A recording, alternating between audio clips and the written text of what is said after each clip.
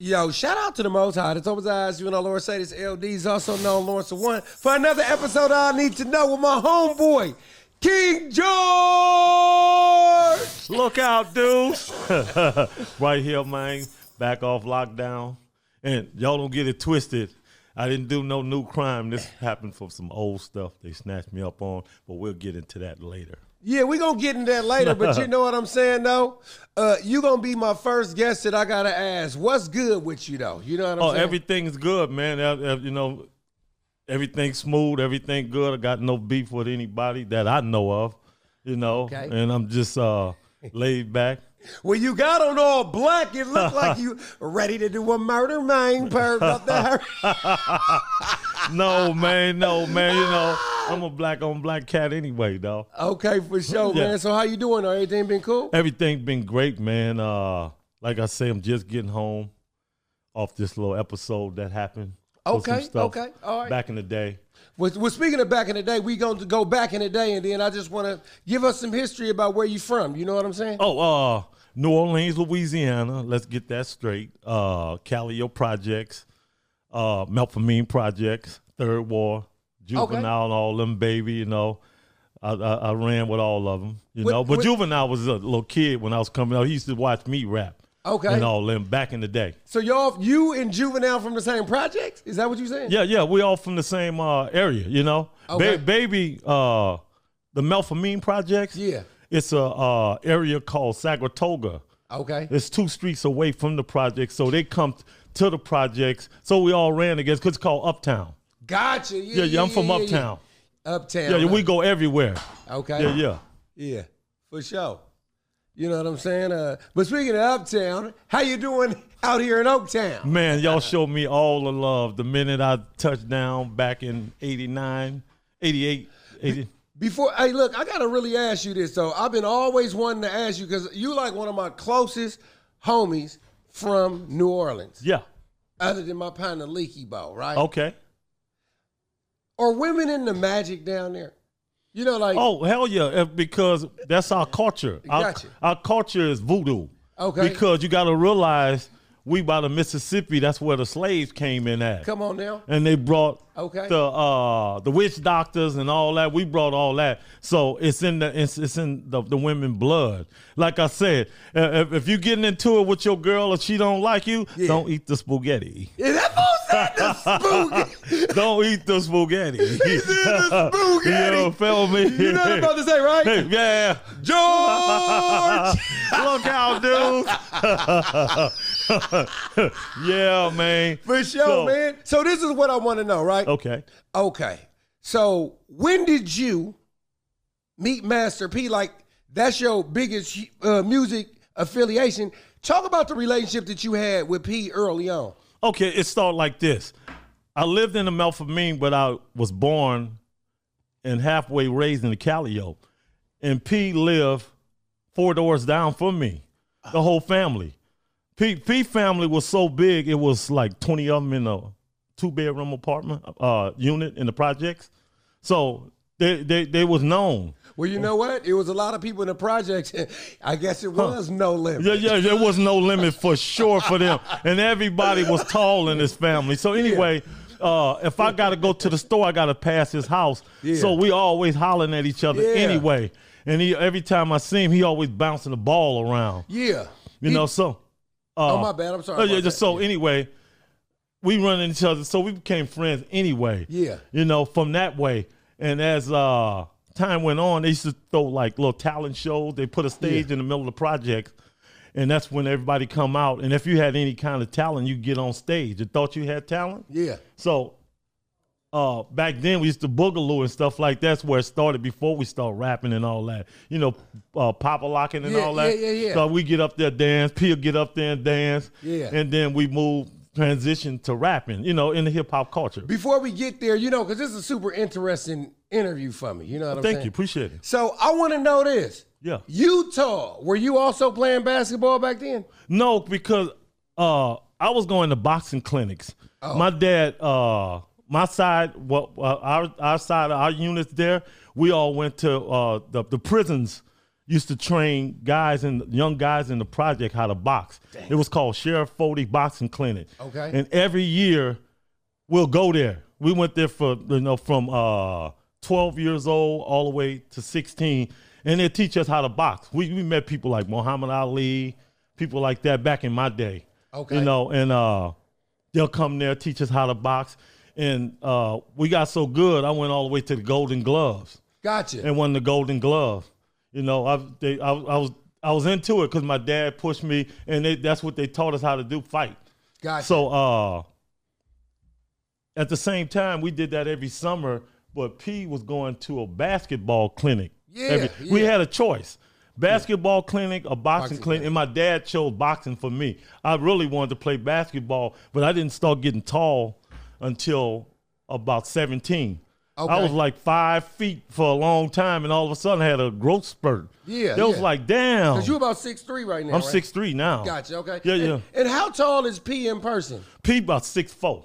Gotcha. Yeah. And he got me by an inch. Yeah. And Silk about 6'4". Yeah. About almost that 6'4". See, Murray, we look like a basketball team. Yeah. When they see us, they're, damn, y'all play ball, and we always playing ball. I was the guy, when they play ball, I get and play ball sometime, but I was the guy who held the pistols, because we all had pistols. I got 6 pistols on the side of me, and then when they finish, he'll see Murray, he'll go, I hand everybody their gun. We didn't go nowhere without Chopper. For sure. So the early days before, like, when did y'all form No Limit? You know what I'm saying? Tell me about that a little bit. Okay. I'm gonna get back to Calio Project, Melphamine. Yeah. Just before we left, and I'm gonna get to the No Limit. Okay. Crack epidemic hit us about 87. It hit hard because they dropped the whole bag. Okay. So my brother-in-law was a kingpin. He had it. My sister husband. Yeah. He's a kingpin. They call it kingpin in New Orleans when you get about 20 other things. 20? You that man. So now, I don't have a job. So now, my brother-in-law the plug, so I'm going to him. I'm on now. He give me 6, 7 O's. And it's going to sell itself if you don't mess with it. Yeah. So at the same time, I'm moving mine into Melphamine. P, cousin, Red Jimbo. He passed away, I think he did. I don't want to speak on that, but I think he did because I don't see him no more. And they say something happened. Anyway, Jimbo was his cousin. He was the plug. And Jimbo gave P about the same amount I got. I'm dealing mine, he dealing his. We seeing each other. I got me a car now, he got a car. He had a red Audi. I had a blue Malibu tinted out. The whole thing looking like a dope boy. And I drive through the Calio. I see his Audi, all the windows smashed out.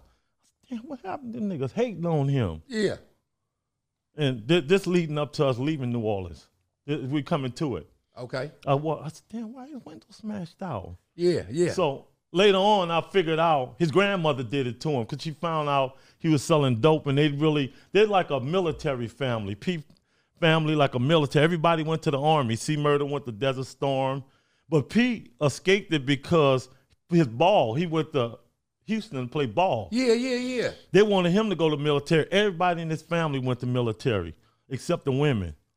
And so I get back to the project. I'm selling mine. And I get into it with a cat back there about some shit, about some stuff. And real killer.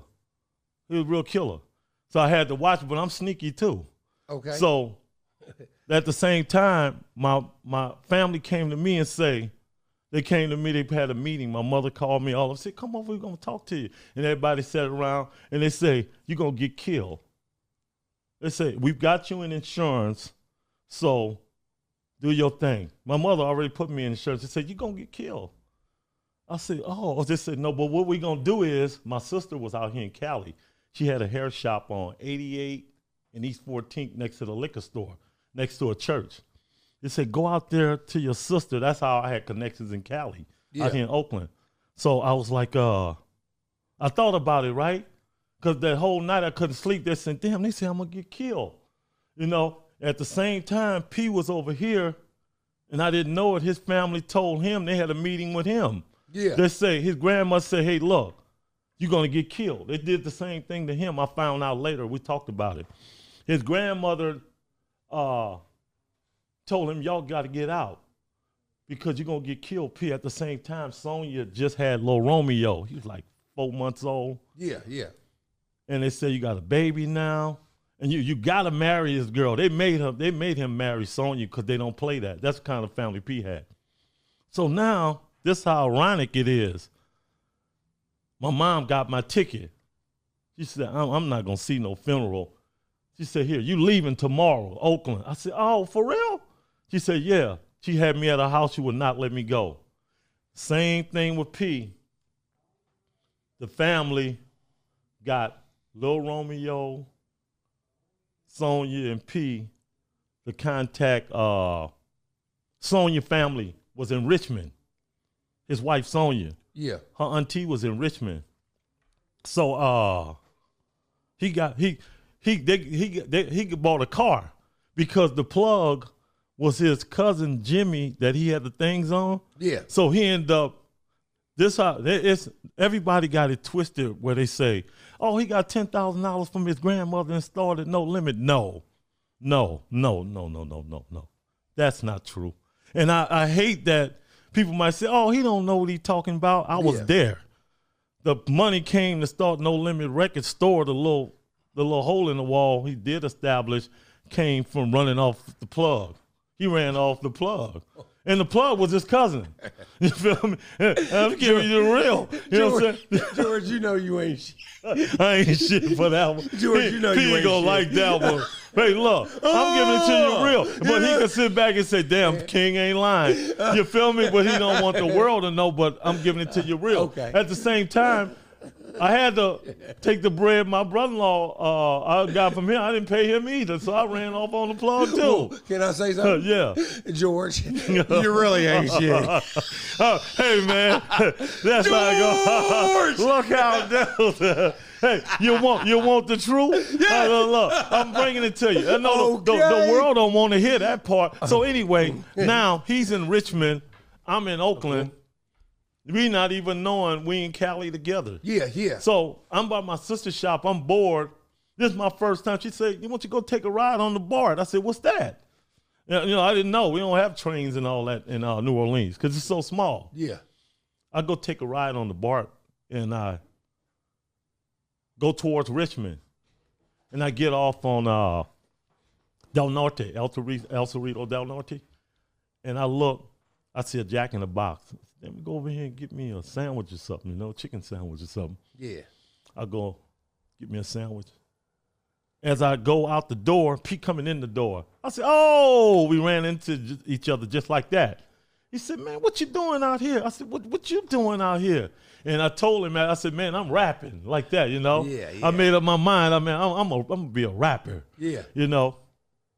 Because when I first got out here, I had the whole gold grill like Juvenile in the front. You could tell I was from New Orleans, and the guys out here in Oakland started calling me King. He said, yo, look at King, huh? Yeah. They said, because they didn't have it like that. So your name became King George in Oakland? Out here. Yeah. The dudes in East Oakland that was riding on the gold things, I caught that part, the Mustangs and all that. They had the finger waves. Yeah. Because my sister was doing their hair. Yeah. And they said, that's my brother. Come on and now. they was like, that's your brother? And I smiled. It was like, damn, he hella cool, you know? So anyway, to make a long story, so me and Pete got together and we formed a team. Okay. So I said, King, come up. But back then, we only had pagers back then. We had a cell phone. So he pays me. His code was 611. I said, damn, that's P. So I hit him. He got to a landline or payphone. Yeah. He said, come on out here. I'm going to put together a record label. I said, you going to put together a record label? Mm-hmm. I said, okay. So I went out there to Richmond. Sonia had Lil Romeo. He still was in the bundle. And he got this booklet from somewhere with logos. And we sat down. He said, King, I want to start this record label. Look at these logos. We're looking at the logos. And he had the thing like a Roadrunner. Back in the day, Roadrunner cartoon. Yeah. He had the thing said, Roadrunner Records. I was like, nah, not no Roadrunner Records. we got to have something solid. Well, you know, we from the projects. Yeah. So we looking through it. We ran across a tank. Tank. We was like, oh, this. And the tank was running over records. We said, this it right here. This us. And he said, it was one guy on the other side. If you noted, the first No Limit tank was one guy on the other side, another guy. That was me and P. They took that off. Yeah. Because they said, that's you and that's me. I said, this is it right here. So, hold on. Yeah. You telling this story like you and P was the first two No Limit artists. Man, I was his partner. It wasn't be no limit effort for me. That's why I'm going to tell you later on about doing the time. Anyway, so the tank comes in, right? This me and P. Okay, it's you and P. It's me and P. You and P. Nobody else but me and P. No Silk, no Shaka, no Fiend, nobody. Okay. You feel me? So now we got the tank. We got to come up with a name. Okay. Roll over on records. We coming up with thing. Then all of a sudden P say, No Limit. That's it. That's it. He said, that's it? I said, that's it. When we say No Limit with the tank, we said, because the tank rolling over, you can't, a tank is hard to hit. That's right. So we was like, yeah, okay, that's it. So that's when. Now you said No Limit or he said No Limit? He said No Limit. Okay. I'm going to give him props. Oh, yeah. He was the man. He had the ideas. Yeah. Because I didn't know anything about forming a record label or none of this. I was just young, dumb, and full of C. Yeah. You feel me? Yeah. And just wanted to be a part of something, right? That's right. So anyway, now we got the label. Week later, he called me, said, King, I found a studio. We're going to record our first album. Okay. I say, we're going to where? He said, this dude named K. Lou. Shout out to K. Lou. Yeah. He said, but damn, I don't have the money to pay him. Okay. I said, shit, let's go out here and get it. He said, nah, I don't want to do that because, you know, I got my wife at home. I got that. I said, shit, just sit in the car then. Let me go do it. Okay. I said, no, King, because it's going to come back to me. He said, what I'm going to do is I asked the guy, can I paint his house? K. Lou. Okay, so, K. Lou. Yeah. So we went to K. Lou. I said, shit, I'll help you. He said, nah, I got it. So he went over there, started painting K. Lou house. P ain't no painter. He's messing the man's house. K. Lou came, hey. K. Lou stopped and give me that paintbrush. Man, I'm going to give you studio time. Okay. So when we did our first song called Mind of a Psychopath. Yeah. That's when cassette was now, out. what year is this, like 1989? The Mind of a Psychopath came out in 89. So No Limit been around since 89? Since 89. That's when No Limit started. 1989. So now we doing a song in Richmond, California called Mind of a Psychopath. Y'all get this right now. I'm giving y'all some facts.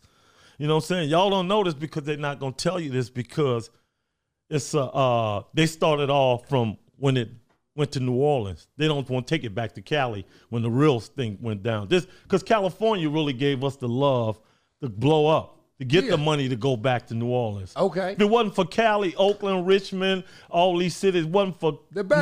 The Bay, yeah, we wouldn't be nowhere. The Bay took us in. Okay. So anyway, now we recorded Mind of a Psychopath with a couple guys from Richmond. Big O, shout out to Big O, Chill. These was all the first members. Okay. So who were the first members? The first members was Magic Mark, Grandmaster Scratch, that was our DJ, Chill, Big O, the Enforcer, me, and Master P.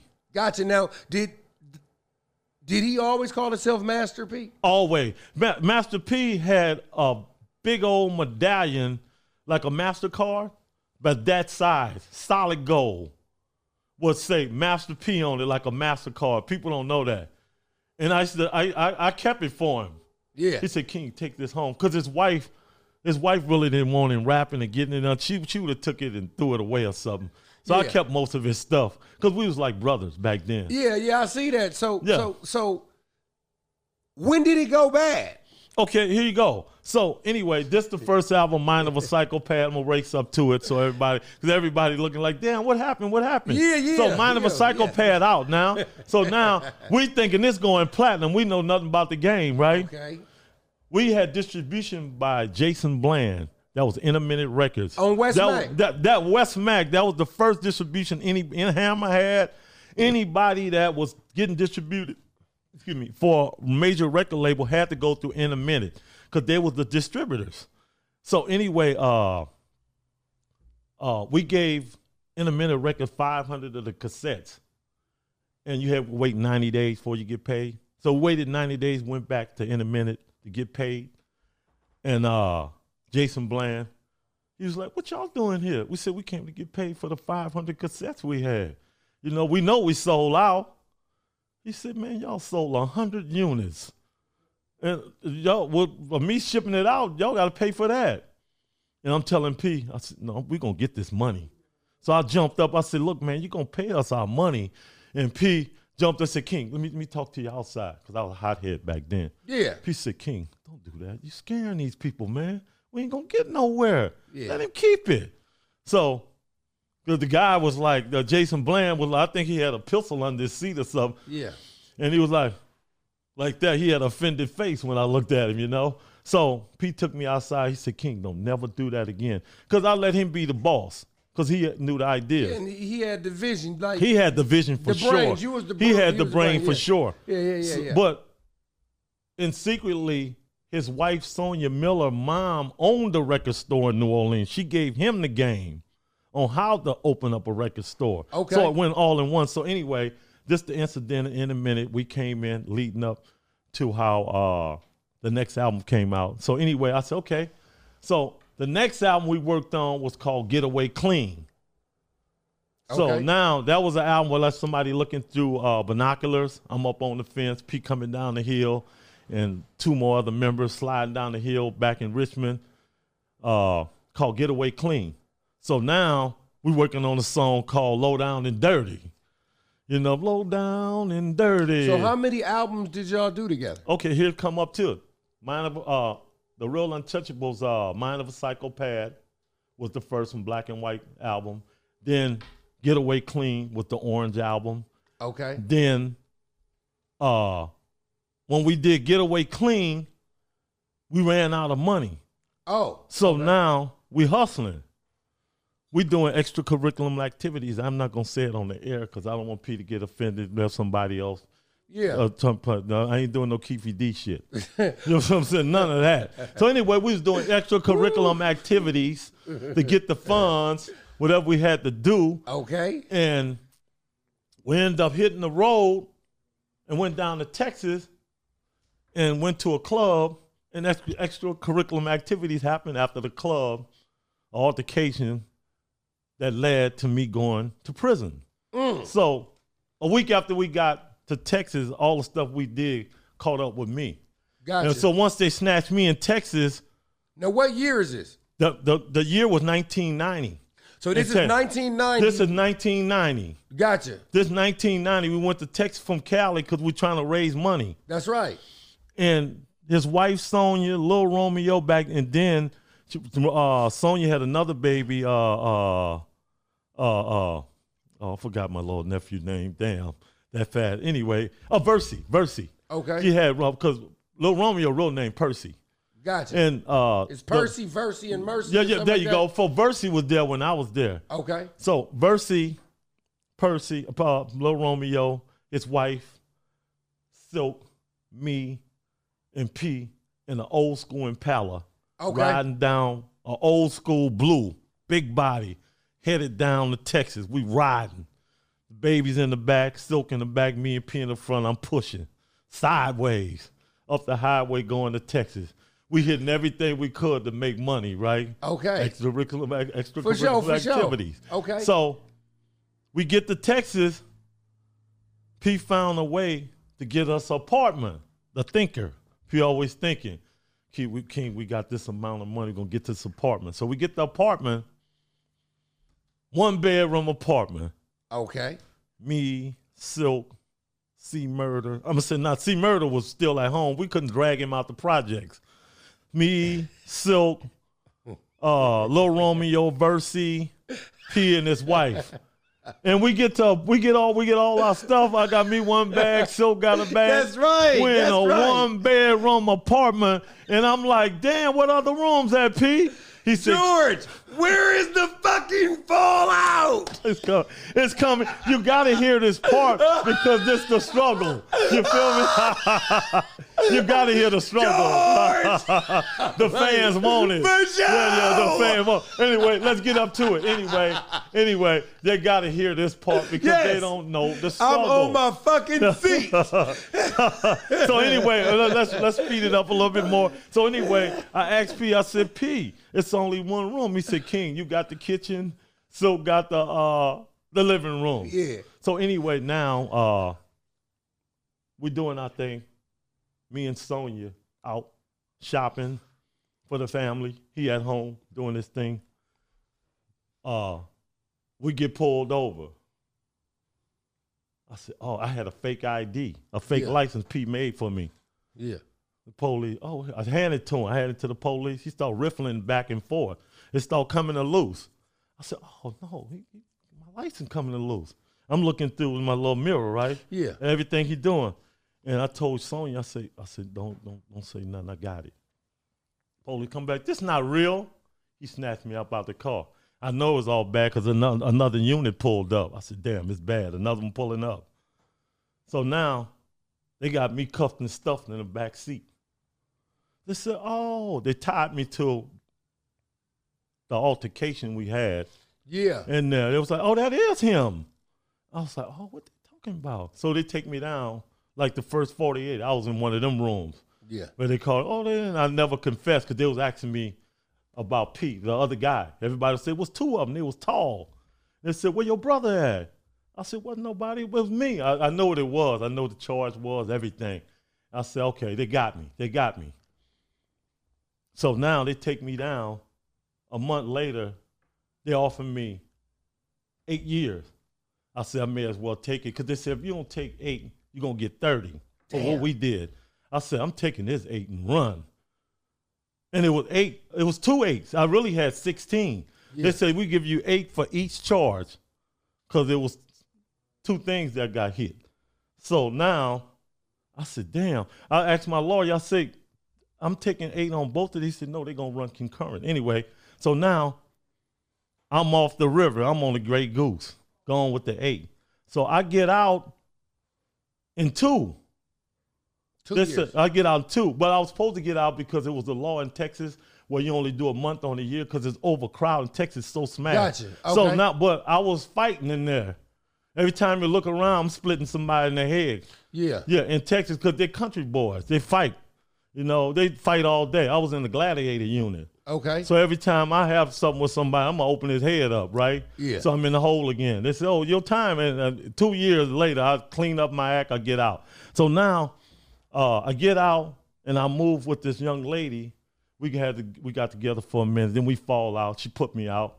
Oh, your chick? Yeah, my chick. I had a Texas broad. She put me out. You feel me? We was doing good at first. Oh, you ain't got nothing. She tried to keep me, you know. Yeah. You know how they I said, okay. So she brought me to the bus station, right? I said, okay, it's all over then. So now I'm back in Cali. Okay. And I'm standing outside my sister's shop, and Pete's sister walked by, my ex-girlfriend. Okay. So she said, King, what you doing? She said, you out? I said, yeah, they let me out. She said, she called Pete. Pete was there in a couple hours. Pull up fast. Come on, King, you living with me, man. So I get my bag and I move with him and Sonya them for a minute. So now he said, King, we working on a new album. It was called Who's the Killer? Okay. It was all us on the thing with mug shots. Now this time, see Murder back and forth out here. He on the album, Silk, Big Ed, dude named Milkman. He on there producing it. So now we drop this album. They do a little something, we make no money. Okay. Then me, P, got together and said, know what? I'm ready to do that thing you say do. I said, you ready? So now we do that thing. And we got the money to do The Ghetto's Trying to Kill Me. Okay. We said we got the stack, right? So we got it. You know, look, we got it. You know, so we got the stack and we went to JT. The bigger figure, because he had an album out. Shout out to JT. Yeah, shout out to JT. Love you, brother. Thank you. JT said, come to the city. We're going to do a song Players Got Game. That was one of the songs on the Ghetto Song. Ain't playing no games. All that there. So we got that song done with JT, EA Ski. Mm-hmm. Got a track from him. We got a call saying E40 Uncle want to holler at us. So we go out to Fairfield, out to Vallejo. Vallejo, Fairfield, that's where E40 Uncle, shout out to St. Charles. Thank you for everything. St. Charles Solo Music Group. So we go to him, and he got a studio in his office, big old studio. And we got to with a producer called Larry D, some tracks from him. And he said, now we got to do the cover. He said, King, this how we going to do it. We're going to go to the Motel 6 off Heckenberger and get a room. I said, okay. He said, but we need some females. I said, let's go to the track. We went to the track on San Pablo. The girl on the Ghettos Trying to Kill Me came from the track. Prostitute. And the down south. She was prostitute, but she was clean. It was clean back then. She was cool. So clean prostitute, George. I thought she used protection. Anyway, we got her. We got the Motel 6 room. Okay. We got her P laying in the bed. Mm-hmm.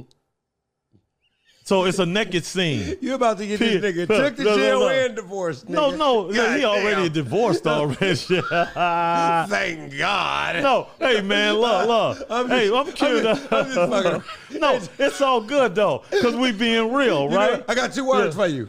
No limit. No limit. So we got the brought from the track. We got the Ghettos Trying to Kill Me. Album cover did. Yeah. With him laying in the bed, me in the window with the 9 and coming through. Like I'm about to take him out. Yeah. And that's the Ghettos Trying to Kill Me cover. So we give that to St. Charles. That's when we start making a little money. Yeah. So we took that money there and we worked on P album called 99 Ways to Die. We did almost that whole thing at St. Charles. Okay. And once the 99 Ways to Die came out, we hit the Billboard.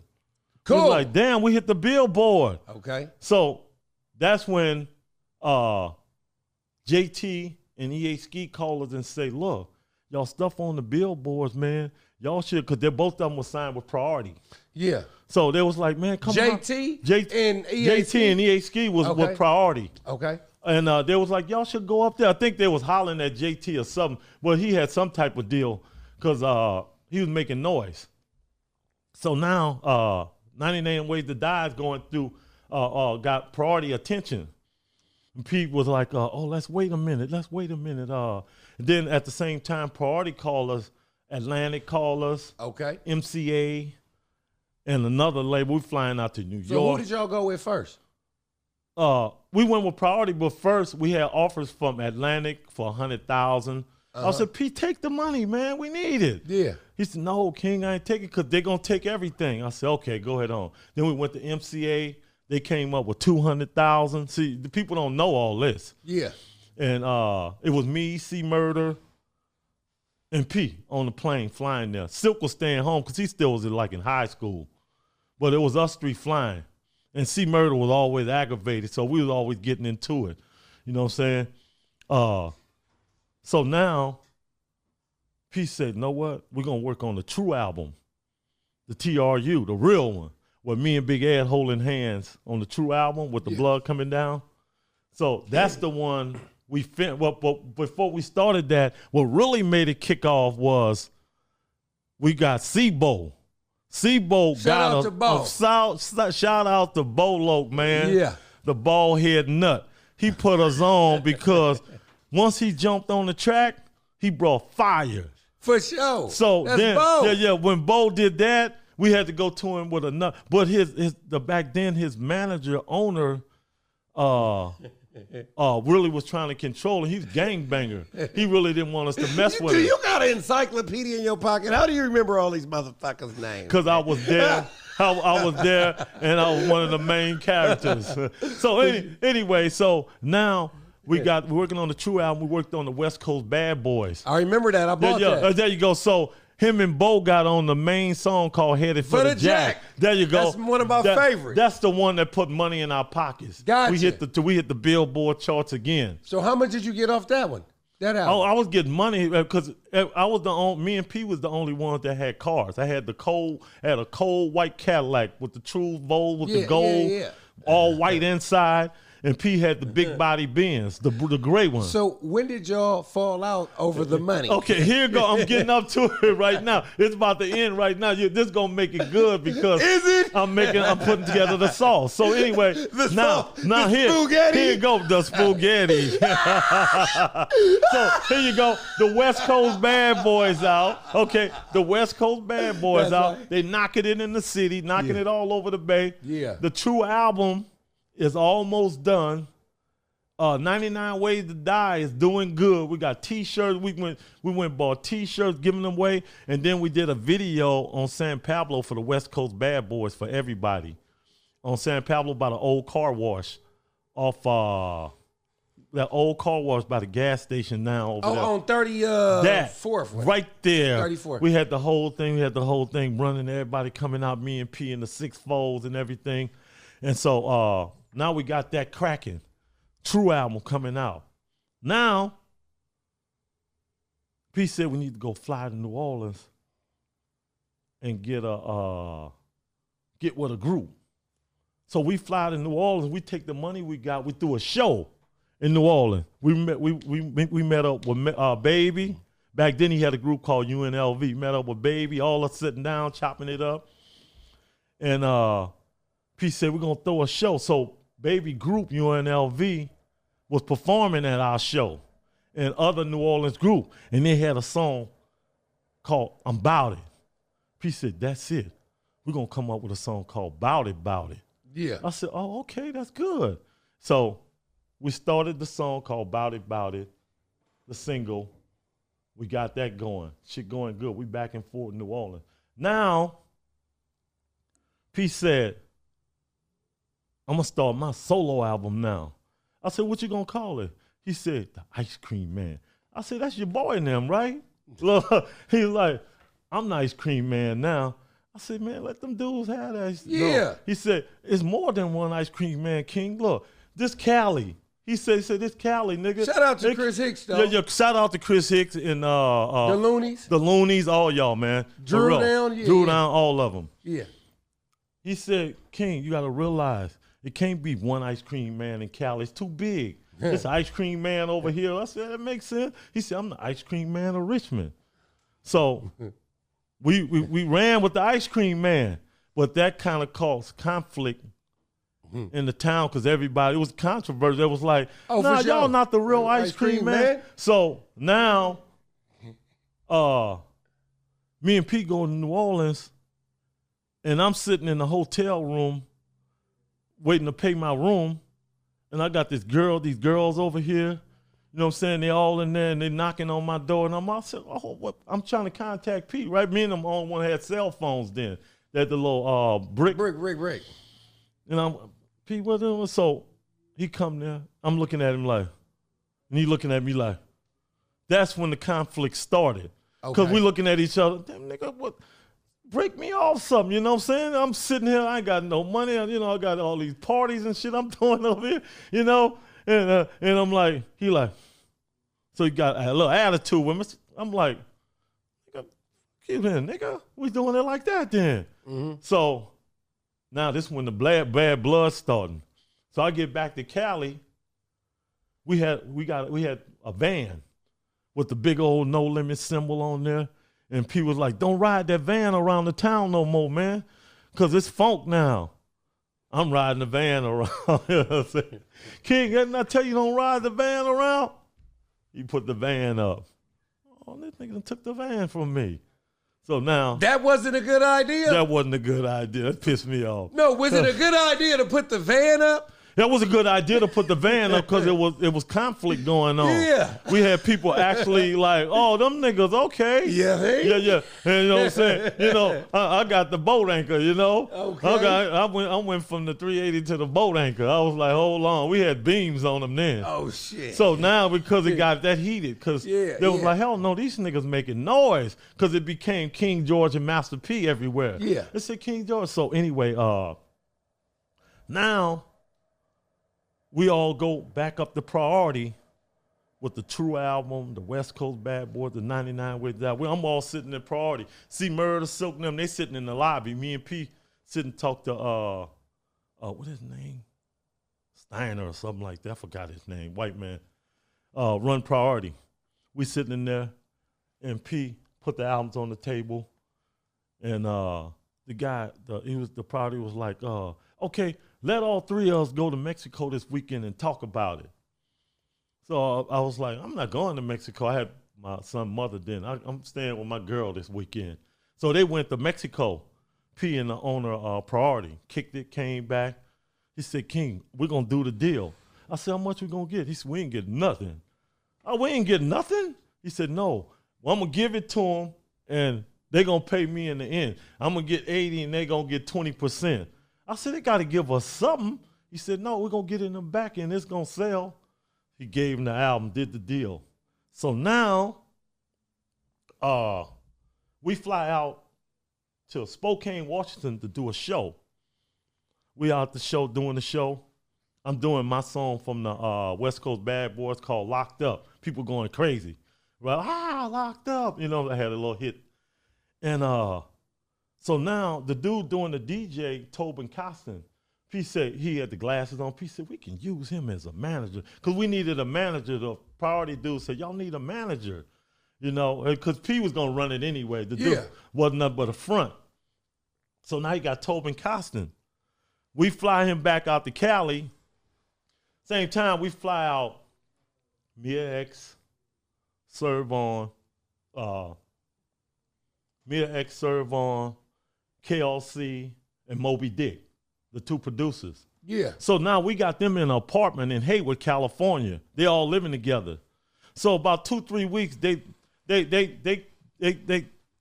crying about, oh, we ain't got no money, we ain't got this, because all of them living in an apartment and we still trying to come up, right? I'm going to go back home, this Mia X and all them. He didn't know all this part, right? Because I never told on them, right? I said, y'all just be cool. I was keeping them cool in this little one-bedroom apartment they doing the music in. So now we got the True album out, and P said, damn, it's doing good. We hit the charts with that one too. So now we got Tobin, Mia X, all these people bickering about we ain't got nothing, right? Oh, man. And Tobin started telling them about, oh, I can start a record label. Okay. That's the fire that started the blaze. So now they all listening to him. But I'm not going to bring it to P to stress him out, right? I said, I'm not about to go bring this to him. I said, y'all need to be cool with that because it's all going to be good. I'm the peacemaker, right? So now, Big Ed, rest in peace, go tell P that me and Tobin want to start a record label. And now I'm like, I didn't even know he went told him until he called me one day. He said, King, we used to go to the warehouse in San Leandro. Funky Fat Graphics had a graphic artist up there, or office up there by the Walmart. And he said, King, I got a job for you. I said, what? He said, break Tobin's jaw. Anybody else, they'll be in a fucking mask, right? I was like, break his jaw? Because he was like a little square to me, right? Yeah. There wasn't no motivation to take him down like that. He said, so I said, okay, I got him. He said, we're going to meet up at the warehouse in San Leandro, and we're going to get Tobin to come down, and when we come to the great gate, drop him. So now it's all good. We at the graphics place. We laughing and joking. I'm hitting weights because Funky Fat had weights in there. I'm hitting the weights. And P got the call. He said, oh, Tobin here. Okay. We all go downstairs, see murder. I had the Cadillac. He had the Benz down there. And it's dark in there, right? So now they lit the gate. Told me come in there oblivious, so no, he about to get chopped off, right? So here's the deal. Yeah. The gate slide open, right? I look at him, right? I felt sorry. I was like, nah, I couldn't do it to him. So when he walked through, Pete on the side, he dropped his head like, go. And I was like, and when I didn't do it, Yeah. Pete was like, oh. So now it didn't go down. So Pete was like, okay, everybody get in the car. Everybody started getting in a different car. He's like, King, ride with me. I said, okay. So I'm in the front, see murder in the back, soak in the back. I'm watching these niggas now, right? Yeah. I'm like, hold on, what's going on? But I was the guy who had all the masters. You had the masters? I had all the masters. Okay. How did you have all the masters? Because I was the man. See, his wife throw away everything when she get mad. She burn it. Sonya was a bad mama jamma. Okay. She'll throw them away. Yeah, we was getting in the car one day and she threw a brick straight through the windshield while we was driving. She was dangerous. So he was like, my wife will throw this away. So I kept everything. That's how close we were. So what ended up happening with the... Here you go. Here you go right here. So now I was living in Hayward in the Waterford apartments. That was luxury apartments back then. So now Pete, we at the house and Pete looked at me. He said, King, this is the word from Pete mouth. He looked at me, said, King, the devil in the pot now. I said, the devil? I said, hell no. What does that mean? So, look, that's what he said, the devil. So he said, King, go get all the masters and bring them here. Okay. So anyway, he said, go get all the masters and bring them here. And I'm looking at all three of them like, you want the masters, right? You really want the masters? I said, no, I'm going to give them the masters. I ain't going to do that. I went upstairs, got the masters. Gave it to him. I went upstairs. Me and my girl went to sleep. And I said, you know what? He rented a house in Castro Valley where they was at. I said, I'm going to wake up in the morning. I'm going to go over there and me and P got to talk about this again. So I get to the house in Castro Valley. Gone. I looked through the window. It was a shoe here. It was like somebody just took off that night. Yeah. They got up out of there. They was like, we don't trust King, man. He's sneaky. Watch him. That was the word. Watch him. He will get you. They was gone. I was like, where they at? I said, P. I called him 3 times. I said, P, where y'all at, man? Where y'all at? He said, King, we gone, man. You got a bad hand. I got a bad hand. He said, man, we took off. We going to move to New Orleans. I said, y'all moving to New Orleans? So now, I said, oh, it's on now. Now the breakup now. Oh, they done left me. Yeah. You feel me? I said, oh, damn, well, what we going to do about, my check and all that? But, if you going to go, we're going to talk about that later. But, you know what I'm saying? Do your thing, man. And I said, man, I really need some paper. And he said, well, I'm going to get it to you. And I made a joke like, oh, so it's always the Rite Aid up the street I can go get something from. Yeah, like the Western Union and stuff, right? No, like the Western Union. Yeah, my bad. Woo! George! George! I said, I can always go pick up a bag there. So that's where y'all fell out. We fell out. So now the fell out. So now. Were you on contract? No, me and him never did any contracts or nothing. That was the bad part about it. We was like, we never did any. So y'all was the two that started it. We was just two that started, no paperwork, nothing, just on GP. 2 brothers from New Orleans doing it. Gotcha. Okay, so what did you learn from P? I learned how to do the business. So I put my own album out called Life of a Kingpin. It was advertised. That did really well. What did it do?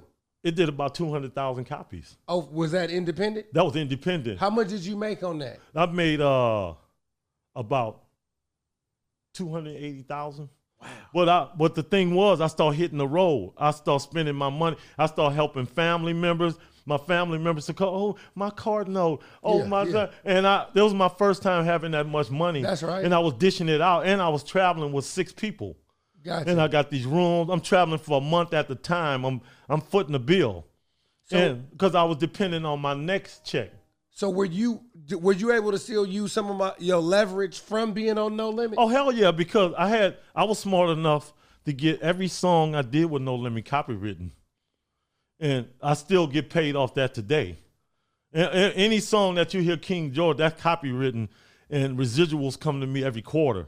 Okay. You know, from BMG, you know, whoever carried it's not a super big check, but it's continuously. And it's yours. And it's mine. Yeah. So anyway, after the breakup came, the manager who tried to start the record label with Big Ed and all them, I end up having to work with him because he had a credit card that can press my album out. I didn't have the funds at the time to press the units. I needed 10,000 units. So you blew the 280? No, just before I sold the album of Life for Kingpin. Gotcha. Before I even sold it, I had to get it pressed. Yeah. So I had to press up 10,000 units. That was in order. So I pressed that up anyway. And now Tobin is picking up my hats and my shirts at Durant Square. I'm buying shirts and everything to promote back then. Yeah. So now Tobin is at Durant Square, and P and the brand New Orleans crew is in there walking through Durant Square, and they spot Tobin. They say, "Oh, Tobin, where King at?" And Tobin was like, "Oh, I think he at home." That's when somebody stole on him and dropped him. And P and about 10 people jumped on him, smashed his glasses, everything, in Durant Square. This in 90, 93, almost 94. Yeah. And he called me, "King." I said, no, my first producer of Life of Kingpin was with him, but he ran. Yeah. But when the No Limit saw coming at him, he was with the manager. He ran. He called. I said, he called me, "Hey, King." I said, "What's wrong?" He said, "Man, they just jumped on Tobin and they after me." I said, "Where y'all at?" He said, "Durant Square was P and them." I said, "Oh, okay." So now Tobin, they drugged Tobin off to the hospital. He got knots all over his head. Yeah. I said, "Oh, maybe they're looking for me." So P and them went back to New Orleans. I flew back to New Orleans the next day. I said, "Oh, y'all looking for me." So now I pull up in a white caddy, rented though. White caddy. I like rented. Hey, you know what? I like when you be doing. Hey, you crazy. Look, when he be setting the stage, he always say something fresh. He had, you know, brand new Nike, you know, 87 Jordan. You know, I was walking. You know, I was down there. You know, I went to the prom. You know what I'm saying? Diamond ring. You know, I was on the floor at the Warriors game, you know, next to Snoop, you know, Death Row Jane. You got me. Yeah, that's my signature. So you know, hose in the heels, you know, new condo.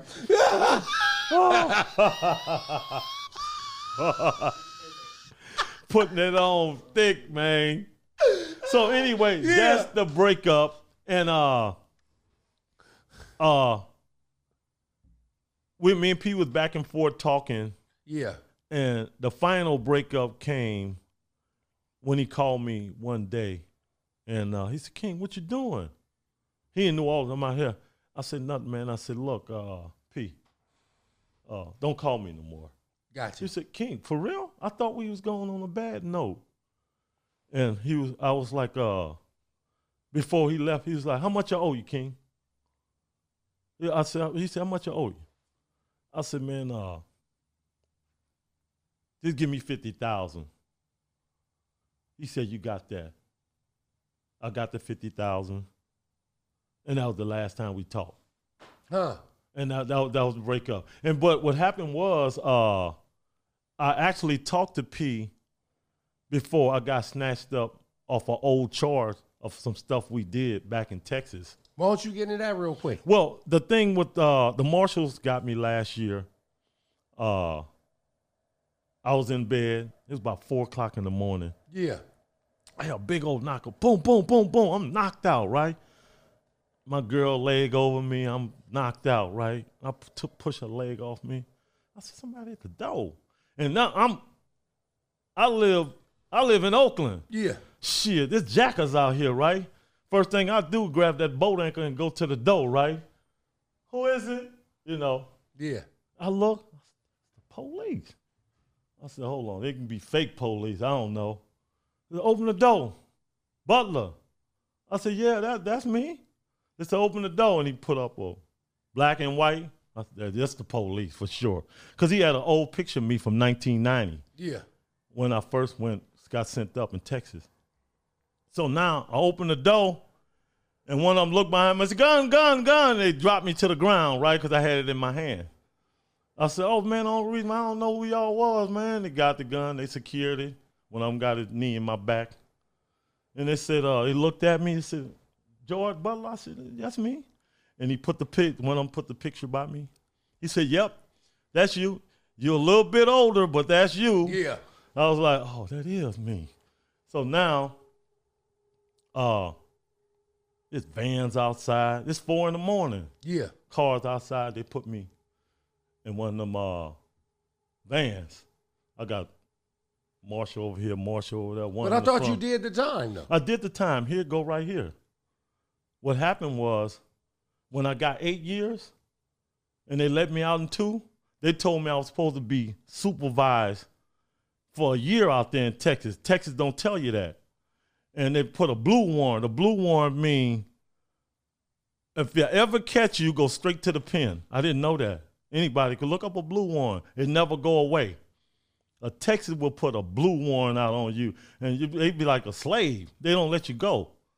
So now they got me in the car. I said, what this all about? They said, remember you had 8 years? They said, you got 6 more years to do. I said, 6 years, man, I did my time already. Said, no, you got 6 years. I said, come on, man. I'm like a cat now. My mind bouncing everywhere, right? Because I ain't been to jail in 30 years. Yeah. I'm tripping. I'm like, hold on. So they say marshals don't travel at night. They said, we got to get a courtesy layout. Where can we take him? And they said, we're going to take him to Richmond. It was ironic, took me to Richmond. I said, take me to Richmond, put me in West County. So now I'm in West County. I'm in the yellow top, yellow bottom with the orange shoes. Yeah, I'm in there now. I'm saying, damn, I'm in here. I'm tripping. I'm saying, I am in jail. I ain't do nothing. I ain't still a bubble gum or nothing. Yeah. So now they break it down and said, Texas is going to come and get you. And now the next day they take me straight to court. So I was thinking that maybe they're going to let me go. So now we get to court and the judge said, we're going to hold him for 30 days. I said, oh, come on, man, 30 days? So now the judge say, and they most likely going to come get you because you got a blue warrant. You aggravated. I said, oh, shit. But I get back, I'm on that big old Greyhound-looking bus in West County going to court. So I get back with all these other dudes in here. And I get back to the pod. And I'm talking to dudes, niggas starting to know who I am. Because when I got in the shower, they saw all these tattoos, King George and all that. They said, nigga, that's King. Nigga, that is him. And the fans, I was in Richmond. I was in my turf. Yeah. So I got the niggas all on me. King, come on, man, talk to me. And I'm like, I'm tripping because I'm in jail. Man, doing all that talking right now. So now they telling me, King, they not going to come get you, man. Now, because I told them, I said, man, I got a blue warrant. I said, man, that Texas ain't going to come get you. So now I'm 2 weeks. I'm still in West County because the marshals, the judge told them to hold me for 30 days there. Yeah. But I'm 2 weeks in. Now, before I left, I was doing good on the pod. I had apples, oranges. You know what I'm saying? My cell looked like the dollar store. Yeah. You know what I'm saying? I said, I'm in jail now. Yeah. And I said, I may as well do. I'm in here now. Then I got a knock on the door. Butler. I said, oh, maybe I'm going home. Yeah. So they take me out like I'm going home. They said, bring all your stuff. And I heard one of them said, can you take that with him? I said, take that with him. So now I get downstairs. They got my bag with all my stuff, got all my clothes back on, got my Free World clothes on again. I said, maybe I'm going home. This the part where you go home in West County. This the door. So now they pop the door. I see the marshals with the belt, the leather belt and everything, right, for travel. I was like, oh, come on, man. They said, you going to Texas. I start crying, for real.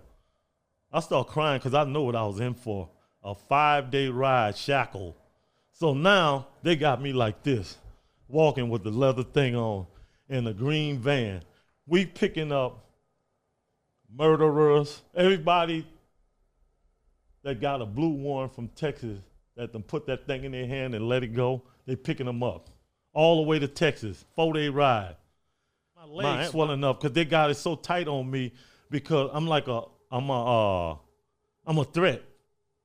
I'm a threat. And wherever I gotta go, they gotta put shackles because I'm a threat. Because I try to get away one time. Yeah. In Texas, I left, and it was like never no more.